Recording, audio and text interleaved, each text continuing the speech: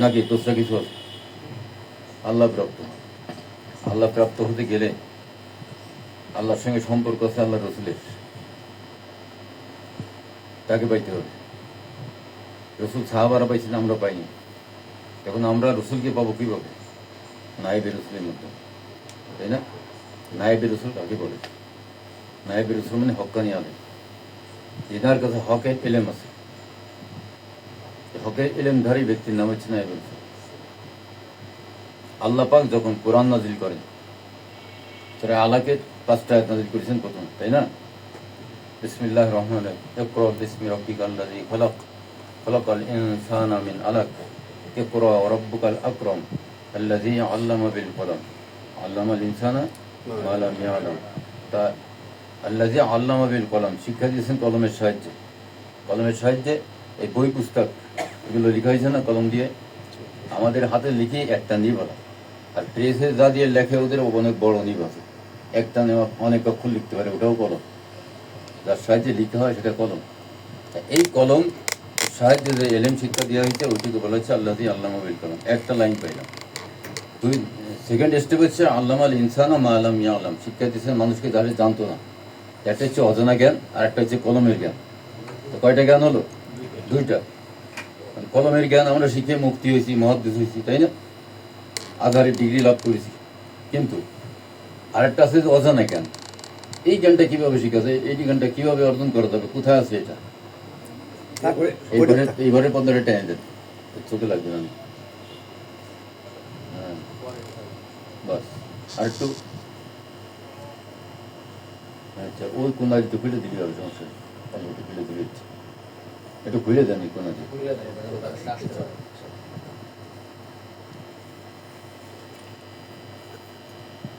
থেকে।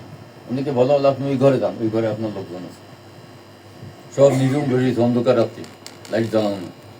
এখন ঘরে পর্দা উঠে কিচ্ছু দেখা যায় না, শুধু অন্ধকার। ওই ভাই এলাকায় তো কিচ্ছু নেই, একজন লাইটটা জ্বলাই দেবে, তখন কি হবে? ঘরে তো লোক আছে, দেখা যাবে না। ছিল কি অজানা। অজানা জ্ঞান অর্জন করতে গেলে কি লাগে? আলো লাগে। এই জন্য আল্লাহ পাক কিতাব পাঠাইছেন, সঙ্গে সঙ্গে কি পাঠাইছেন? জাআকুম মিনাল্লাহি নূর ওয়া কিতাবুম মুবিন। কিতাবে ঢুকবা, নূর নিয়ে ঢুকো। কিতাব সম্পর্কে তোমরাও জানো, তাই না? নূর নিয়ে ঢুকো। নূর নিয়ে যদি না ঢুকি, লা ইয়ামাসসুহু ইল্লাল মুতাহহারুন, এই কোরআন কোনো অপবিত্র লোকে স্পর্শ করে না, ধরা দেয় না। অপবিত্র লোকের ভিতরে কোরআন ঢোকে না। তাহলে আমাকে কি করতে হবে? জাহের পবিত্র করতে হবে পানি দিয়ে, অজু গোসল দিয়ে।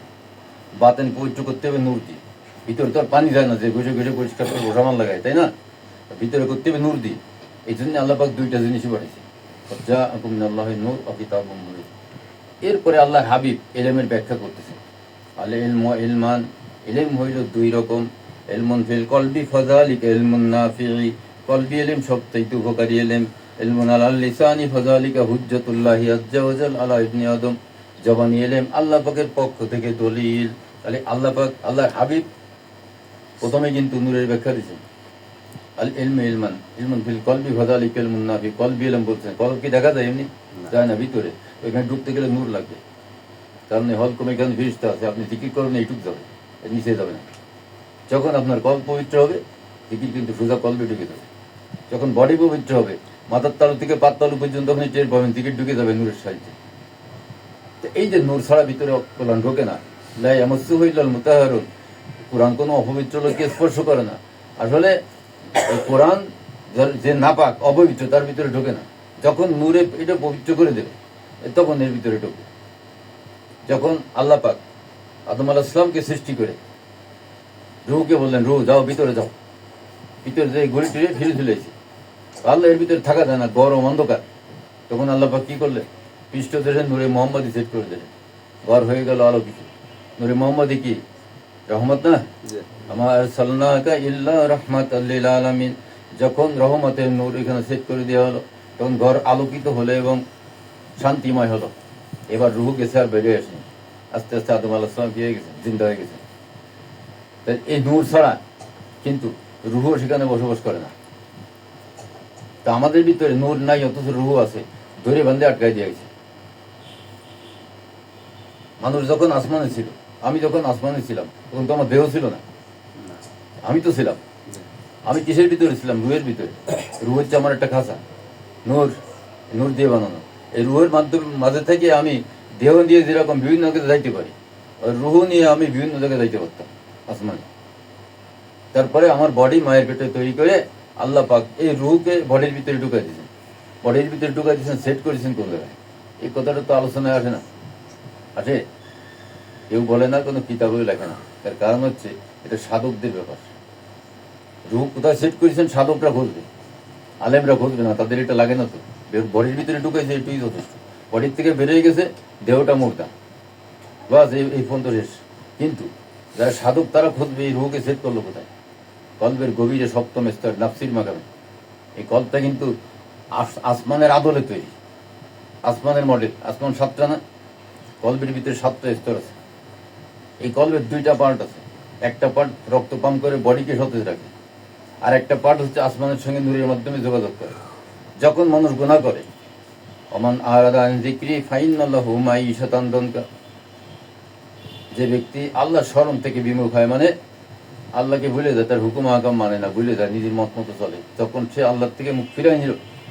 তখন কিন্তু আল্লাহ পাক কি করলেন? গুনার কারণে আল্লাহ পাক তার আসমানি নূরের সাপ্লাই বন্ধ করে দিলেন, কল করে দিলেন সিল। তাহলে আমার যে আসমানের যে ডিপার্টমেন্ট, এটা বন্ধ হয়ে গেল না?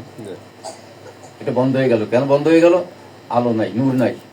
এই যে ফ্যান চলতেছে, কারেন্ট আছে, লাইট জ্বলতেছে, কারেন্ট আছে। এইরকম আমাদের কলবের ভিতরে যে সেট আপটা আছে, আসমানের সঙ্গে যোগাযোগ করে রাডারের মতো, এইটা নূর ছাড়া বন্ধ হয়ে যায়। আবার যখন কোনো ব্যক্তি তওবা করে, আল্লাহ পাক তার গুনাহ মাফ করে। গুনাহ মাফ করলে কল কি হইল? পাক হইল না? পাক হইল। পাক হওয়ার পরে আল্লাহ পাক বলতেছেন, আফামান শারাহাল্লাহু সাদরাহু লিল ইসলামি ফাহুয়া আলা নূরিম মির রাব্বি। আল্লাহ পাক ইসলামের জন্য, দ্বীনের জন্য যার কলকে খুলে দিয়েছেন, সে আল্লাহ পাকের পক্ষ থেকে নূর প্রাপ্ত হয়েছে। তো কল খোলা লাগবে কেন ইসলামের জন্য? আমরা তো জানি আমাদের কল তো জিন্দা আছে, রক্ত পান করতেছে, আমি বেঁচে আছি। তো কল বাবুর খোলা লাগবে কেন? ওই যে সেকেন্ড ডিপার্টমেন্ট যেটা, যা দিয়ে আসমানের সঙ্গে যোগাযোগ হইতো, ওইটা বন্ধ করে দিয়েছে গুনার কারণে। যখন গুনাহ মাফ হয়েছে, আল্লাহ পাক থেকে নূর দান করেছেন আর কলবে সিল কেটে দিয়েছে। এখন সে নূর নিয়ে কলবের ভিতরে ঢুকেছে। ছিল কোথায়? সুদূরে। সুদূরের মাকাম হচ্ছে সত্য মিথ্যা জড়িত। শয়তান আর সে একসঙ্গে চলতো, এক থালে খাইতে। এখন সে শয়তানের ডিপার্টমেন্ট থেকে মুমিনের ডিপার্টমেন্টে ঢুকে গেছে। তওবার মাধ্যমে আল্লাহ নূর দান করেছেন, তার ওই কলবের সিল কেটে দিয়েছে, কলবের গেট খুলে দিয়েছে। এখন সে ভিতরে ঢুকেছে। কোথায় গেল? নসরের মাকামে। তাহলে ছিলাম সুদূরে, গেলাম নসরে। নসরের মাকামে যে এখানে লেখাপড়া আছে। যেমন একটা লোক নার্সারির থেকে যখন ক্লাস 1-এ ওঠে, ওখানে লেখাপড়া করা লাগে না? লেখাপড়া ছাড়া পাস করা যায়? তা আমাকে নসরেই ভর্তি করেছেন আল্লাহ। তো এই 7টা স্তর, 535 বছরের রাস্তা। আসমান থেকে যদি একটা পাথর ছাড়া হয় দুনিয়া আসতে কত বছর লাগবে? 500 বছর। এটা আমরা শরীয়তে আলোচনায় শুনে থাকি, কিন্তু গভীরের যে আলোচনাটা আছে এটা হয় না। তার কারণ সাধকের সংখ্যা নাই, কমে গেছে। এই নসরে ঢোকার পরে এই যে 500 বছরের রাস্তা আল্লাহ কমায় দিলেন, তওবার সাথে সাথে নূর দিয়ে আল্লাহ 500 বছর এগিয়ে দিলেন। বাকি থাকে কত? 3000। এই 3000 বছরের রাস্তা আমাকে পার হতে হবে। আমি তো এই রাস্তা চিনি না, পারবো কি করে? নূর না পাইলাম, গুনাহ মাফ হয়েছে, নূর পাইছি, কলবে সিল কেটে দেওয়া হয়েছে, কলকে জিন্দা করে দেওয়া হয়েছে। এখন বাকি যে 3000 বছরের রাস্তা আছে, আমি তো এই রাস্তায় চলিনি কোনোদিন, কিভাবে যাব? আল্লাহ পাক বলতেছেন, কুনু মা সাদিকিন, সাদিকিনদের সঙ্গী হও। সাদিক হচ্ছে সিদ্দিকের বহু বছর। আবু বকর সিদ্দিক রাদিয়াল্লাহু তাআলা, আমরা বলি না? তো উনি ছিলেন কি? রাসূলের বিশ্বস্ত বন্ধু। এই বিশ্বস্ত বন্ধু যে হয়েছে তাকে বলা হয় সিদ্দিক। সিদ্দিককে সাদিকিন আল্লাহ কেন বলেছেন? যেহেতু আবু বকর সিদ্দিক রাদিয়াল্লাহুকে দিয়ে স্তর ক্লোজ করে দেওয়া হয়নি, এরকম সিদ্দিক আরও আছে, এই জন্য সাদিকিন বহু বছর ব্যবহার করা হয়েছে। তা আমাদের সাদিকিন খুঁজে নিতে হবে। নিয়ে কি করব? এই সাদিকিন হয় কিভাবে? সিদ্দিক কাকে বলে? সিদ্দিক হতে গেলে কি লাগে? সত্য, পবিত্র, প্রেম, তিনি সমন্বয় হয় সিদ্দিক। আল্লাহ রসুলের মহব্বত অন্তরে নিয়ে সত্যের সাধনা করেছে, নিজেকে খাঁটি বানিয়েছে, সে হয়েছে সিদ্দিক, আল্লাহর বিশ্বস্ত বন্ধু। এই সিদ্দিকের কাছে গিয়ে কি করবো? অবতাগু ইলাইহিল ওয়াসিলা ওয়া জাহিদু ফি সাবিলিহি লাআল্লাকুম তুফলিহুন। তুমি তার সঙ্গী হয়ে যাও, তার সোহবত নাও। উনি যেভাবে এই রাস্তাটা অতিক্রম করেছেন, ওনার থেকে সাজেশন নিয়ে তুমি সেইভাবে আমল করো, তুমিও সফলতা লাভ করবে। সহজ করে দিচ্ছেন না আল্লাহ? কারণ আমি যদি কঠিন করি, মুক্তি না হলে এই রাস্তায় যাওয়া যাবে না। মুফাসসিরে কোরআন না হলে যেতে পারবে না, এটা কয়জন দেখবে? আমার এই এলাকায় একজনও দেখবে না, সারা বাংলাদেশ করে কয়জন হবে? এখন আল্লাহ পাক এমন সহজ করে দিছে, একবার আধারের ডিগ্রি সহ রিক্সাওয়ালা পর্যন্ত সবাই পারবে, শুনে শুনে আমল করতে পারবে না? পারবে। সহবাতে আসবে, যে আমল দেয় তাই করবে, তাতে সে সফলতা লাভ করবে। একটা লোক আছে, উনি আরবি দেখে পড়তে পারে না, শুনে শুনে কয়েকটা চূড়া মুখস্থ করেছে, তাই দিয়ে নামাজ পড়ে। তো এই লোককে আল্লাহ পাক চূড়ান্ত পর্যায়ে নিছে। কিভাবে নিছে? সহবাত আর আমল, এভাবে নিছে। তা এত সহজ করে দিচ্ছেন আল্লাহ, শুধুমাত্র আমাদের ভিতরে এই আলোচনা না থাকার কারণে আমরা কিন্তু এইটা আমাদের কাছে অজানা জ্ঞান হয়ে গেছে। তো এই অজানা জ্ঞান এর কথা আল্লাহ বলতেছেন, অজানা জ্ঞান যদি অর্জন করতে হয় নূর লাগবে। আর আল্লাহর হাবিব বলতেছেন অজানা জ্ঞানটাই কলবি জ্ঞান, এলমুন ফিল কলবি ফাযালিকা ইলমুন নাফি। কলবি এলেমের চেয়ে সবথেকে উপকারী এলেম, নূর দ্বারা যার কল্প পবিত্র করা হয়েছে, সেই তো ভাগ্যবান। আল্লাহ পাক থেকে নূর দান করেছেন, এটা আমানত স্বরূপ। এই আমানত গ্রহণকারীকে বলা হয় মোমেন। যখন কোনো ব্যক্তি মোমেন হয়, বুঝবে কি করে? সূরা আনফাল 2 নম্বর আয়াত, ইন্নামাল মুমিনুন, ওই ব্যক্তি আল্লাহর দৃষ্টিতে প্রকৃত ঈমানদার, আল্লাযীনা ইযা যুকিরাল্লাহু ওয়াজিলাত কুলুবুহুম, সে যখন আল্লাহর নাম স্মরণ করে, তার কল্প আল্লাহ আল্লাহ জিকির করে ও দুলতে থাকে। এই অবস্থায় যে গেছে, তারা 99 জন লোক এই অবস্থায় চলে গেছে, একজন লোক বোঝে নাই। তা আপনি যদি 100 লোকের কাছে জিজ্ঞেস করেন, 99 জনে বলবে যে আল্লাহর নাম স্মরণ করলে কল্প জিকির করে দোলে। আর একজনে কি বলবে?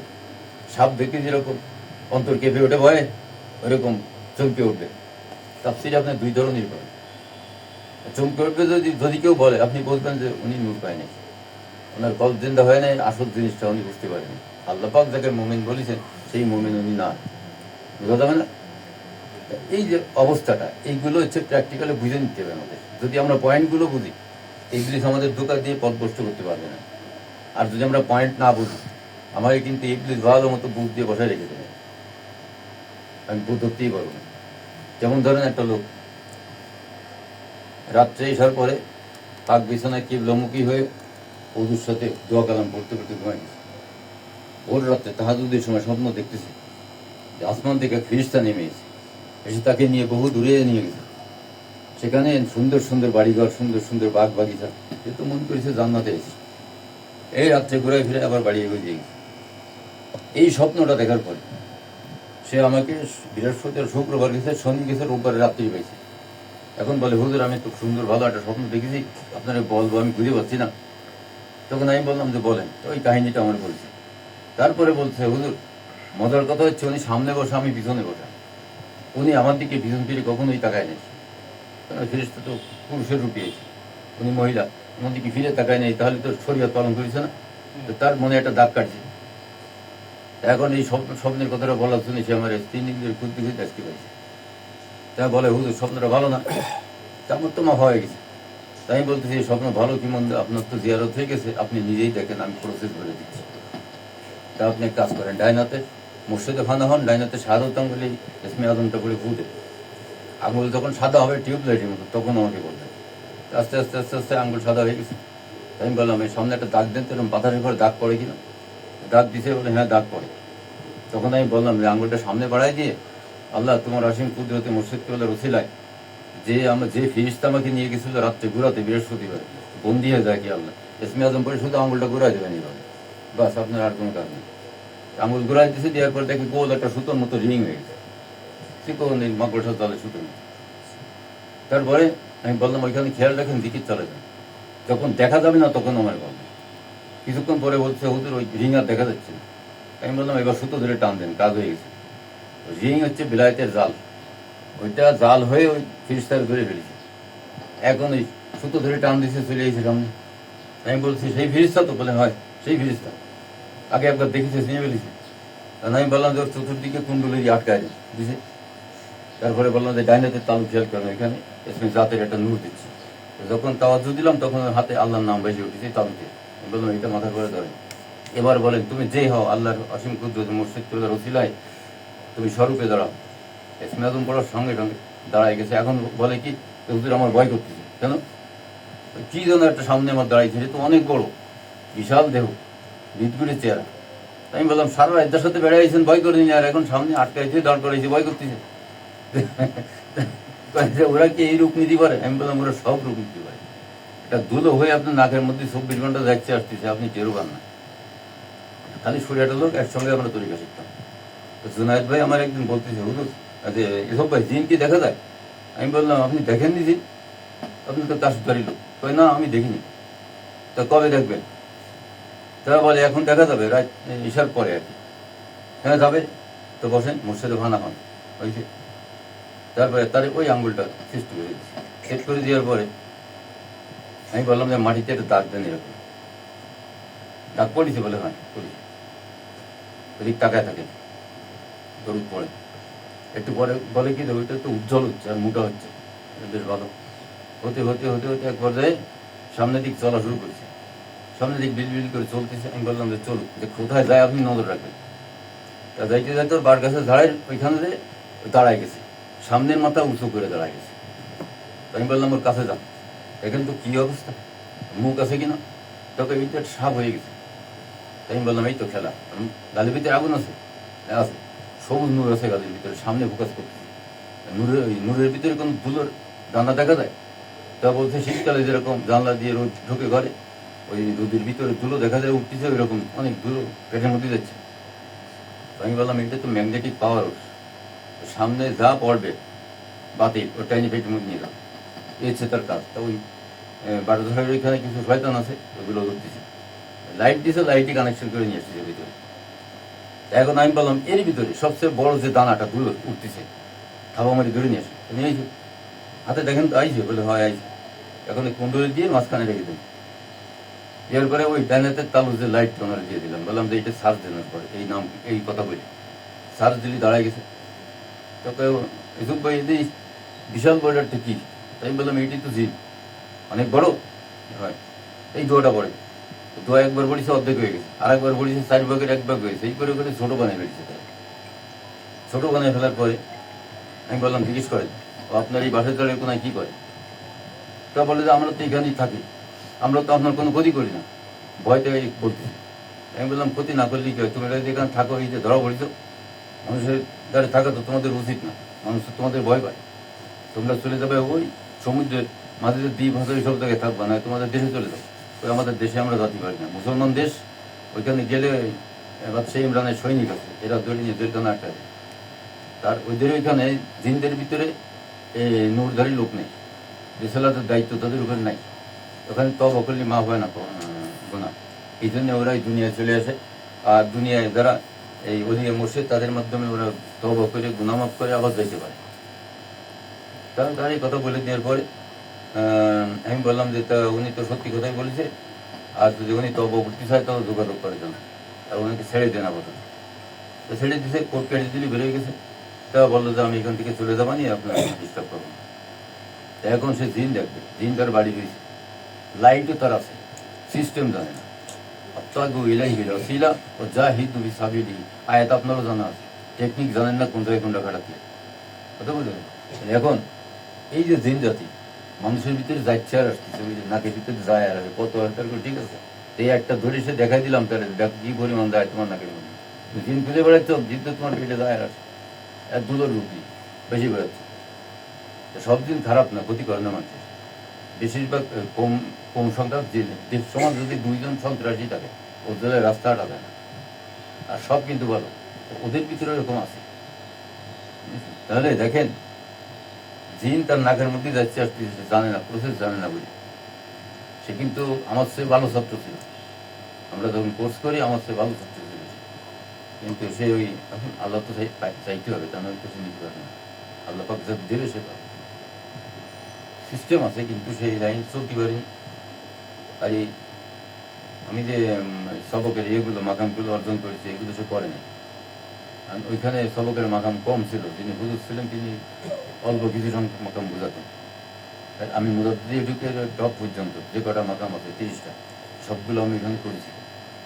এই করার জন্যই দেখা যাচ্ছে যে পরিপূর্ণ একটা ফিগার সামনে দাঁড় করানো গেছে, তাহলে তো ওই 3টে 4টে 5টা মাকাম নিয়ে সারা জীবন কাটাচ্ছে।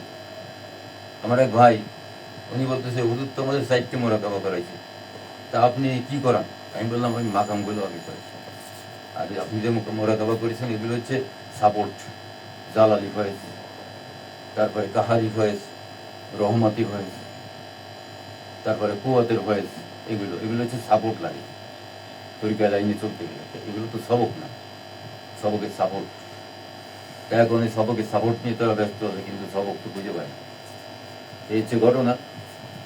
তরিকা জানতে হবে, টপ টু বটম, একবার নারী নক্ষত্র জানতে হবে, তাহলে করে কি হবে, আমি ঠকবো না। আর যদি না জানি, 4টে সবক নিয়ে বসে থাকতাম, তাহলে আপনাদের সামনে আগে গল্প করা লাগতো, ওই ভয়েস করাতাম আর ঘুরোতাম, তাতে তো আপনার আত্মশুদ্ধি হতো না। ওই ভয়েসগুলো করা যায়, যার কনফিডেন্ট হয়েছে তারা দিয়া যায়। রহমতি ভয়েস, রহমান রহিম হাইজুল কয়ুমে আল্লাহ, টান দিলে আপনার জাত পাক হইতে রহমতি ভয় লাগে। আমি আপনার ওইখানে থ্রো করে দিলাম, কনফিডেন্ট আছে আপনি পেয়ে যাবেন, চালু হয়ে গেছে, পেয়ে যাবেন। কিন্তু এটা তো কথা না, আপনাকে আমাকে শুদ্ধ করতে হবে, কলবে সালিম অর্জন করতে হবে, নফসে মুতমাইন অর্জন করতে হবে। এইগুলো না করলে তো আমি আসল জিনিস পাবো না। আর যদি আমি ঠিক সিস্টেম অনুযায়ী আমি যদি সবকগুলো অর্জন করতে পারি, তো ওইসব টাকা লাগবে না, ওটা এমনি আসবে। আপনার বাড়িতে দিন আছে, আপনি নিজেই দেখতে পাবেন। আর তার নয় তো হুজুরের বাড়ি যাতে, হুজুর আমার বাড়ি একটু চেক করেন, আমার বাড়ির জিন আছে কিনা, ওই কোনো যাইতে ভয় লাগে, তো হুজুর যদি দেখাতে হবে। আর যদি আপনি নিজে অর্জন করেন, যেখানেই থাকতে কোনো আমাকে আপনার কাছে খবর আছে, এ হচ্ছে ব্যাপার। আমাদের মূল আলোচনা হচ্ছে আল্লাহ পাক যে আমাদেরকে সূরা ফাতিহার ভিতরে ইহদিনাস সিরাতাল মুস্তাকিম সিরাতাল লাযিনা আন'আমতা আলাইহিম, এই আয়াতটা ওয়াজিব করেছেন না পড়া? সূরা ফাতিহা বড় ওয়াজিব না? তো এমনও জিনিস বাদ দিলে নামাজ হয় না, ওয়াজিব তরক হয়ে যায়। তো এই আয়াতটার উপরে এত গুরুত্ব কেন? তার কারণ আমরা দুনিয়াতে আসছি, আসার পরে গুনার কারণে আমরা কিন্তু সিরাতাল মুস্তাকিম থেকে বহিষ্কৃত হয়েছি। এই জন্য ওই জায়গায় আয়াতে বলছে আহমান শারাহুল্লাহ সাদদাহু লিল ইসলামি ফাহুয়া আলা নূরিম মির রাব্বি, ইসলামের জন্য আল্লাহ তার কলবকে খুলে দেয়।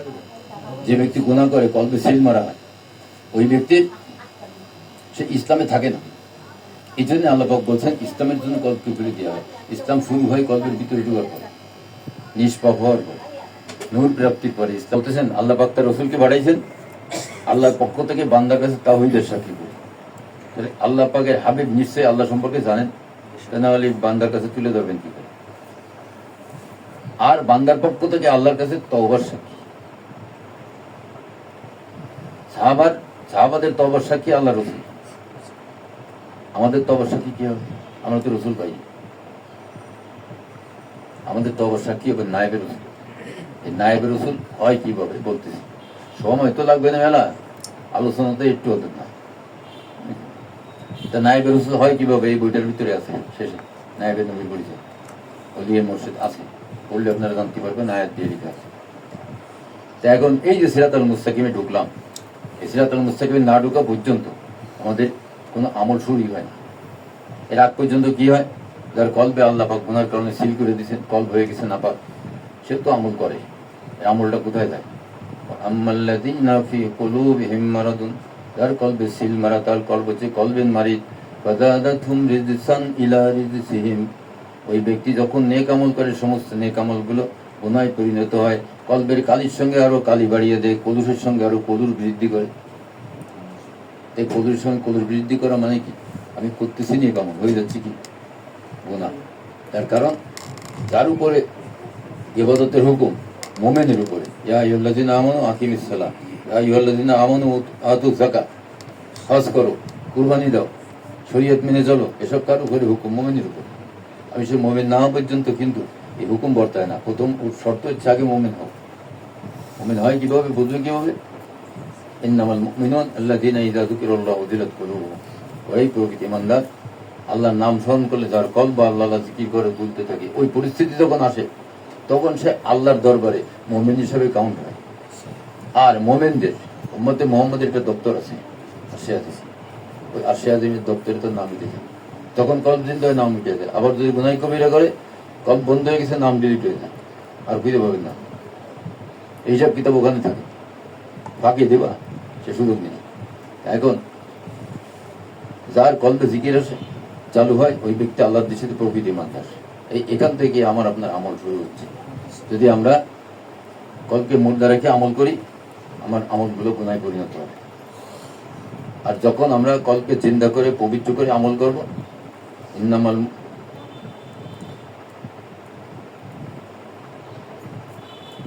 প্রথম ঈমান ও মেজতাবশিরুন সূরা তাওবা 124 নম্বর আয়াত। এখানে আল্লাহ বলতেছে যারা প্রকৃত ঈমানদার, যার কলব জিন্দা, ফাযাদাতুহুম ঈমান, যখন সে নেক আমল করে, নেকির নূর তার ঈমানের নূরের সঙ্গে যোগ হয়ে নূরকে বাড়িয়ে দেয়, কেবল ঈমান বাড়া, ফাযাদাতুহুম ঈমান ওয়া হুম ইস্তাবশিরুন, তারা আনন্দিত হয়। আপনি যদি ভিতরে সাড়া পান আমলের, ভালো লাগবে না? মাথা ব্যথা হয়েছে, নাভা ট্যাবলেট খাইছেন, 10 মিনিট পরে মাথা ছেড়ে দিচ্ছেন, ভালো লাগবে না? ভালো লাগবে। এইরকম যদি নূর আমার আপনার ভিতরে ঢোকে, এই কলবের খাদ্য হচ্ছে নূর। এই নূর পাইলে শান্তি লাভ করে। এই জন্য তখন শান্তি লাভ করে। আয়াতটা ভুলে গেছিলাম। এখন কলবে একটা শান্তি আসে, আসমানি শান্তি। এই শান্তি যখন কলবে আসে, এই যে নূরটা আল্লাহ তিনি আমানত স্বরূপ দেন, গুনাহ করলে আবার কিন্তু তুলে নিয়ে যাবে। তাহলে ওই আমানত গ্রহণকারীকে বলা হয় মুমিন। আর নূর দান করেছেন আল্লাহ, এই মুমিনের এই নূর, যত আমি আমল করবো নূর সহকারে, আমার এই নূরের আকার বাড়তে থাকবে। এই কথা হযরত আলী কারামাল্লাহু বলতেছেন ওই সূরা তাওবা 124 নম্বর আয়াতে। জিগায় বলতেছেন নূর ঈমান ওই জিনিস, যখন মানুষের কলবে প্রবেশ করে উজ্জ্বল একটা নূরের বিন্দুর মতো দেখায়। যখন মানুষ নেক আমল করে, বিন্দুরে প্রসারিত হয়ে আস্তে আস্তে পুরো কলবখানি আলোকিত করে।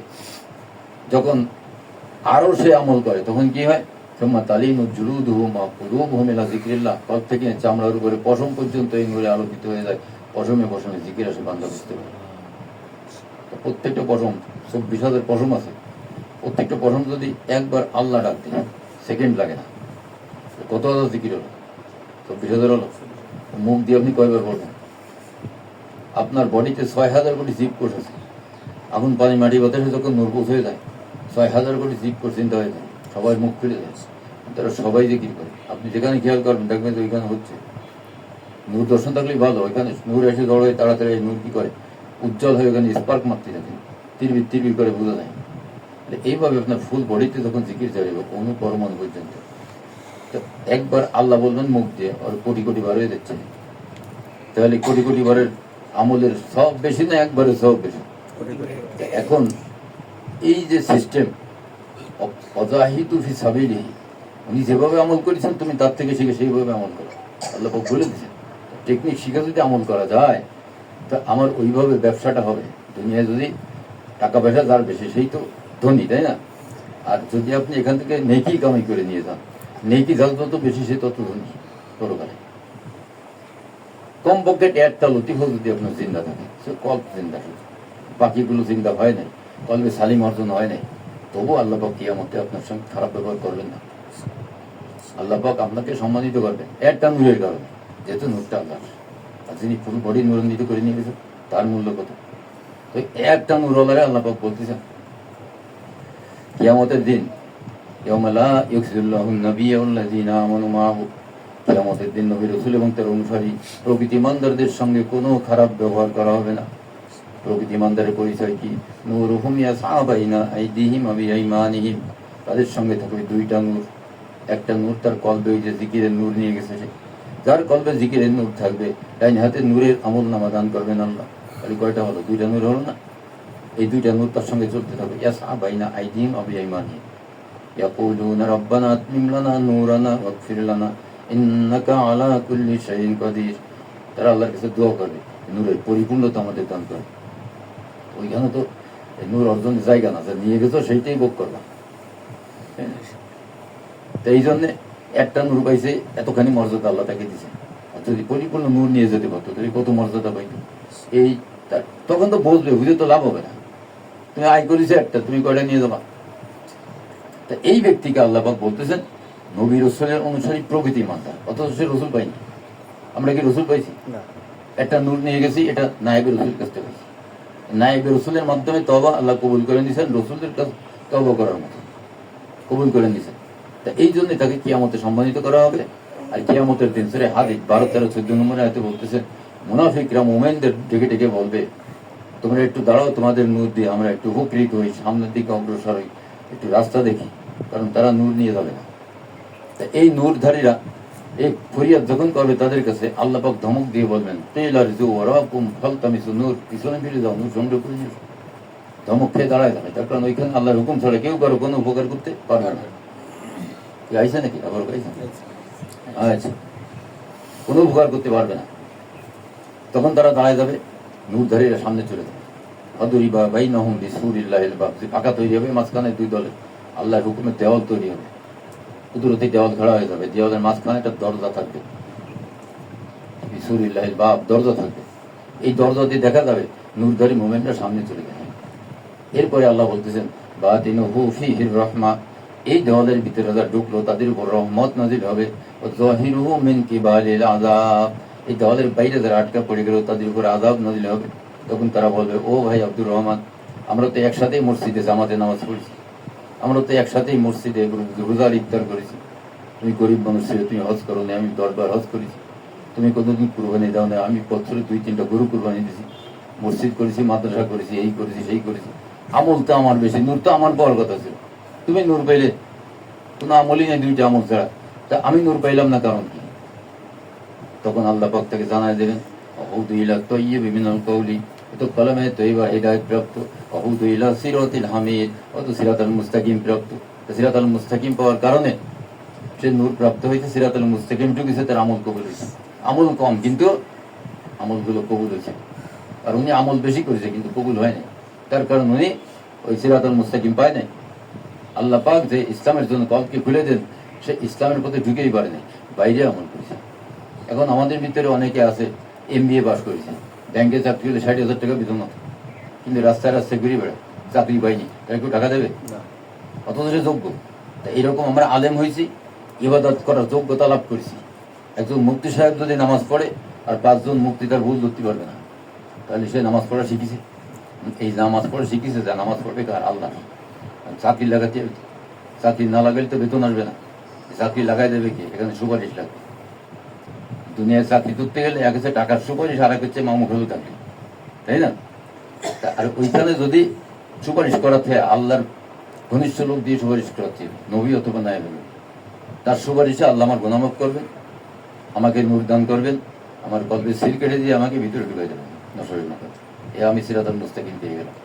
সিরাতুল মুস্তাকিমে যারা ঢুকেছে তাদের সঙ্গে নবী, সিদ্দিক, শহীদ, মৌলিদের সঙ্গে দেখা হবে। এর ভিতরে ঢুকলে তাদের সঙ্গে দেখা হয়, তারা এইখানেই আছে।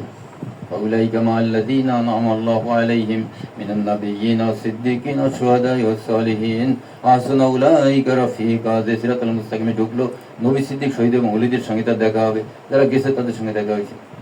তাহলে এখন আল্লাহর পক্ষ থেকে বান্দার কাছে তাওহীদের সাক্ষী, বান্দার পক্ষ থেকে আল্লাহর কাছে তওবার সাক্ষী।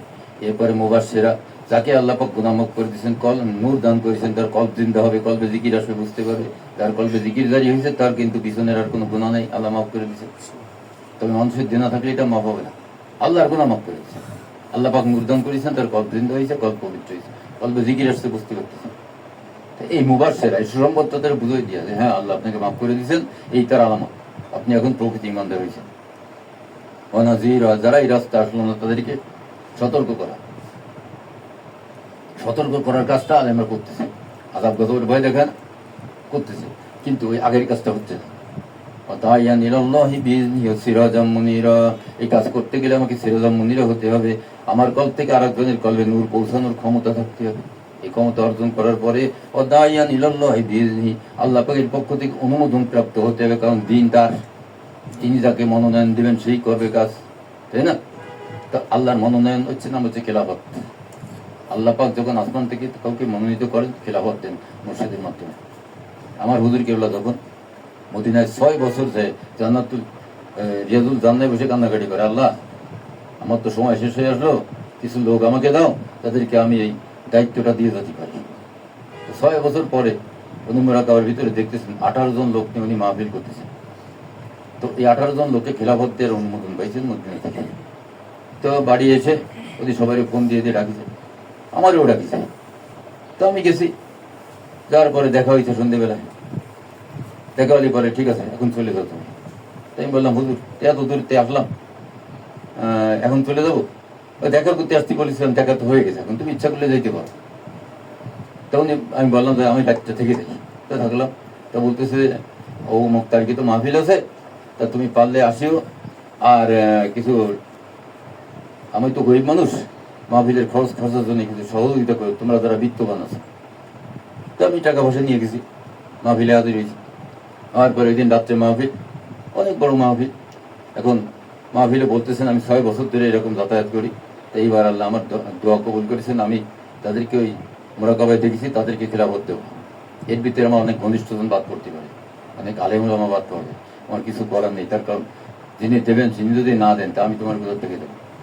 এখন তোমরাও চেষ্টা করো যাতে সামনে তোমাদেরকে এভাবে দিতে পারি। তখন নাম ডাকা শুরু করলেন, 1 নাম্বার 2 নাম্বার এরকম করতে করতে যাচ্ছে সবাই টুপি মাথায় দিয়ে, পাগড়ি বেঁধে দিয়ে, হাতে খেলাফত নামার একটা তসবি ধরা দিচ্ছে, চলে আসতেছে। এইভাবে 7 নম্বরে এমন না সামনে বসে, এরকম উনি দূরে দূরে ডাকতেছে, এইসব মেয়ে দিকে আসো। ইসুফ আলী কই? বললার ইসুফ যদি বলে তাহলে তো বুঝি, তা বলে না। ইসুফ আলী কই? আরো থাকতে পারে, আমি তো 7 বছর পরে গেছি, বহুত দিন যাই না, কত ইসুফ আলী ভর্তি হয়েছে। তাই এখন আমার নজর পড়ছে, ওই মেয়ে তোমার ডাকতেছি, ওঠো না কেন? তো বলছে হুজুর আমি, হ্যাঁ তোমারই তো ডাকতেছি। আগে যদি বলতো তাহলে তো বুঝতাম, বলে না। ওইখানে ঘোষণা দিচ্ছে, গেলাম যে, তারপরে ওই মাথায় পাগড়ি বাঁধে দিচ্ছে, টুপি ভরাই দিয়ে, এরপরে হাতের তসবি আর খেলাফত নামা ধরা দিচ্ছে। তারপরে আমি এসে পড়ছি, কারণ লোকে আমার গিয়ে ধরছে, ভাই আপনার বাড়ি কোথায়? তো দেখে না তো, যারা আইসে নতুন 7 বছর যাই না আমি অসুস্থতার কারণে। তারপরে সবাই আমার ধরেছে, ভাই আপনার বাড়ি কোথায়? খুলনায়। তা আপনার তো কোনোদিন এই মাহফিলি দেখি নাই, খানকায় দেখি নাই। বললাম আমি আগে আসতাম, এই 7 বছর আসি না। তা এই যে হুজুর আমার জাতি বললেন, আমি বললাম কি হুজুর আমি তো অসুস্থ, গাড়ি চড়তে পারি না, কি করে আসবো? টাকায় হেঁটে আসবো। আমি দেখলাম যে তো গরম খবর, হেঁটে আসতে বলছে, তাহলে তো যাই লাগবে, তাই না? তখন যশোরের বিমানের টিকিট কেটে এখান থেকে ঢাকায় গেলাম, ওইখান থেকে এই লোকাল গাড়িতে উঠে গেছি। গাড়ি চললে আমার মাথা ঘুরে, তো এই জন্যই চড়তাম না। তা মোটামুটি আল্লাহর মেহরবানি এই হচ্ছে ঘটনা। তো এই যে অনুমোদন, এই অনুমোদন পেতে হবে। যোগ্য হলে আল্লাহ পাক অনুমোদন দেবেন। যোগ্য হয় কখন? সূরা বাকারা 112 নম্বরে, বালা মান আসলামা ওয়াজহাহু লিল্লাহি ওয়া হুয়া মুহসিন ফালাহু আজরুহু ইনদা রাব্বিহিম ওয়ালা খাউফুন আলাইহিম ওয়ালা হুম ইয়াহজানুন। যে ব্যক্তি নফসকে পবিত্র করে আল্লাহর কাছে সমর্পণ করে, আল্লাহ পাক যার নফসের অবস্থা দেখে খুশি হয়ে তার নফসকে কবুল করে নেন, তাকে আল্লাহ ইহসান করেন। কি ইহসান করেন? লা খাউফুন আলাইহিম ওয়ালা হুম ইয়াহজানুন। বান্দা তোমার কোনো ভয় নেই, কোনো চিন্তা নেই, অভয় দান করেন না। তো অভয় যাকে দিয়েছেন, উপকার করছেন, নামে ইহসান।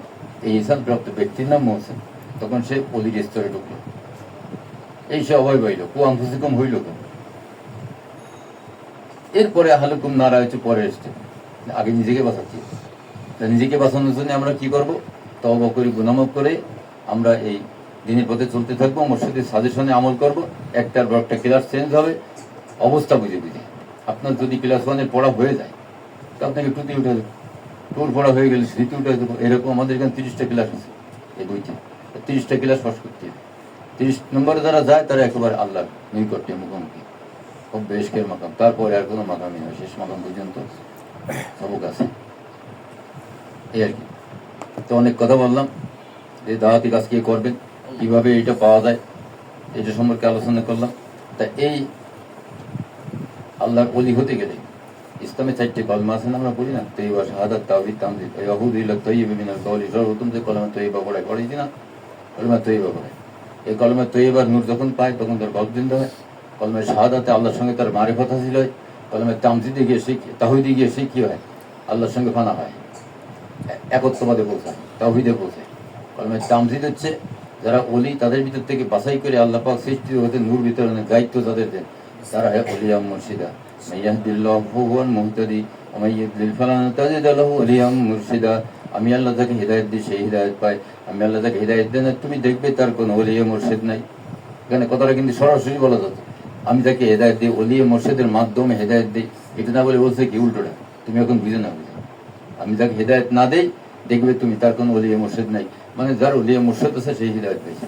কথাটা গুঁড়োই বলা, আমার সোজা করে বুঝে নিতে। তো অনেক সময় হয়ে গেছে, লোকজন তো কাজ কাম আছে সবাই, আমরা 9টা সাড়ে 9টা শেষ করি।